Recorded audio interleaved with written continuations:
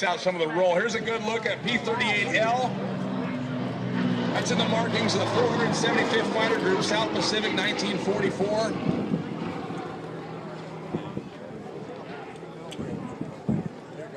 P38L flown by Steve Hinton. I'd like to dedicate this event here to Jeff Harris also. He was a P38 pilot we lost a few months ago. The P38J right here. The museum's over. Here's Glacier Girl P38F, the oldest one in the bunch. And again, a very different airplane than the other four. And another P38L there. Basic difference between a P38J and a P38L is basically the hydraulically boosted ailerons. A lot of the pilots call it power steering. Make the airplane a little bit easier to fly. These P38s today are being flown by Rod Lewis, Steve Hinton, John Maloney, Kevin Eldridge, and Brett Connor.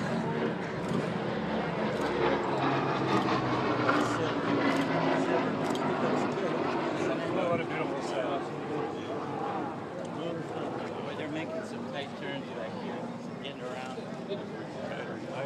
Yeah. It's awesome.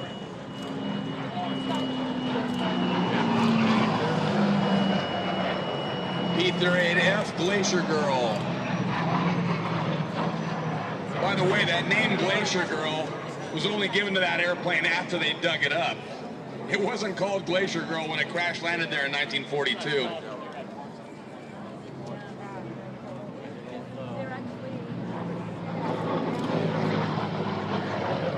Most of the P-38s you see are wearing the standard U.S. Army Air Corps color scheme of olive drab on the top over a medium neutral gray on the bottom. This was basically how most of our war was fought, with these airplanes colored like this. However, about 1944, they just stopped painting them. The Army said not necessary, it saves time, it saves weight, saves production costs, all that. So they just stopped painting the airplanes. They put personal markings on them, or D-Day markings, or maybe, insignia of the unit markings, but they didn't paint the whole airplanes like they did a little bit before that. So most of what you're seeing here is the olive drab and gray, and of course the British tried this airplane out also, but never really purchased them in numbers. The export model was called a P322, and it had both engines turned the same direction. It did not have the superchargers.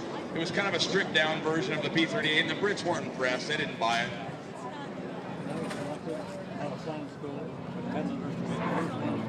Very distinctive sound of those Allison B1710 engines. You didn't like the plane either? Well, I just let it because we were good.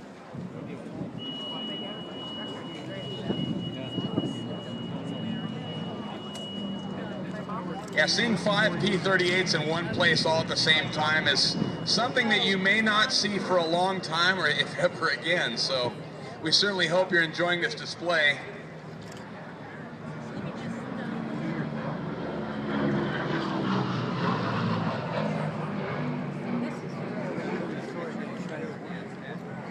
From a distance, it's hard to tell our 23 Skidoo airplane from one of the other guest P-38s. They both have 475th stripes on them that are yellow. And we also have one that's red. So we've got 3 airplanes here painted the 475th Fighter Group, which was probably the most famous of the P-38 groups in the South Pacific. A lot of aces. He was crazy. All 10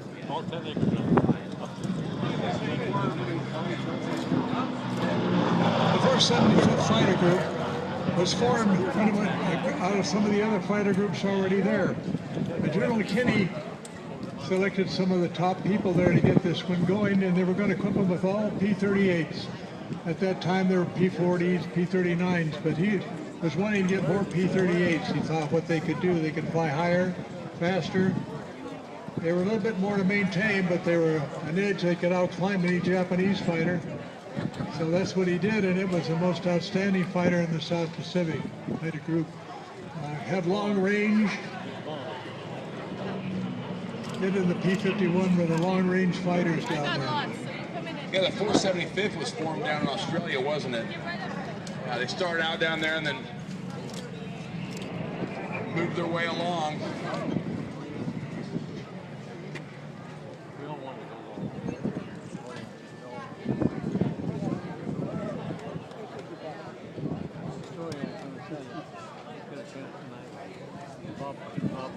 Very distinctive looking aircraft.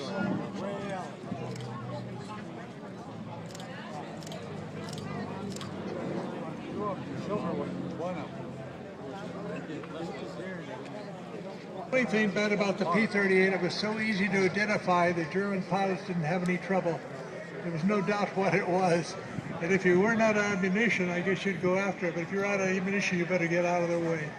You know, P-38s also had a little bit of a tough time with some of the later Italian fighters, the Series 5 fighters. Just towards the very end of 1943, right before the Italian armistice was signed and the North and the South split up, they got G-55s and Mach-Es took on P-38s, and they gave as good as they got. They were pretty good combatants as well, but P-38 was, the beauty of a P-38 is all 5 of the guns are centrally located in the nose. And that makes it a lot easier for the armorer to get the guns sighted, get them bore sighted. And also the loading of the ammunition is pretty simplified, just the panels in the nose, you know. And they got 4 50 caliber machine guns as well as a 20 millimeter cannon in there. And we had a few P-38 pilots in our symposium last month, and they were talking about you could fire those guns independently of one another or in unison, depending on how you switched them. Well, if you imagine 450 calibers and a 20 millimeter cannon all at once, that's some pretty concentrated firepower, but it would be accurate because it wouldn't have to set it up for conversions like on an airplane that has guns in the wings. So that was a